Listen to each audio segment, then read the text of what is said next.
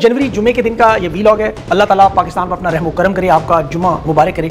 इंतहाई अहम खबरों वाला ये वीलॉग है, इसमें तफसील और फिर तज्जिया भी है। सबसे पहले तो जो स्ट्रीट मूवमेंट सुहेल अफरीदी के रास्ते रोकने में नाकामी के बाद जहाज उड़ान भर गया, सुहेल अफरीदी कराची पहुंच गए। बड़े बड़े बिल बोर्ड, अवामी सुनामी, जमे गफीर इस्तकबाल, हुकूमत सिंध ऑफिशियली वेलकम क्यों कर रही है। 3 साल 10 महीने बाद तहरीक साहब अरूज पर आम पहला जलसा बागे जिना मैदान सजने जा रहा है। सिंध कराची का भी बड़ा इम्तहान है, खान के बगैर सुहेल अफरीदी का पहला अवामी जलसा रिकॉर्ड टूटने के लिए तैयार है। महमूद अचकज़ई लाहौर का किला फतह करने के लिए स्ट्रीट मूवमेंट का आगाज, अहम सहाफ़ियों से मुलाकात और 8 फरवरी मुल्क की शटर डाउन हड़ताल। अब वो मामला ईरान के मुजाहिरीन से खौफ, पाकिस्तान में चलने वाली तहरीकों का डर, कंपनी की अहम शख्सियात बैकडोर खान से राब्ते बनाने में तेजी, खानदान के एक फर्द को वज़ीर-ए-आज़म बनाने की ऑफर। ये वारदात समेत तफसील आपको बताता हूँ।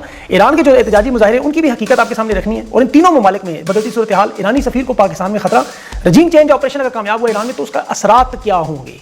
उसके अलावा डोनाल्ड ट्रंप आज अपने सदारती इख्तियार खो बैठा, अमरीकी कांग्रेस ने सेनेट ने अहम करारदाद मंजूर कर दी।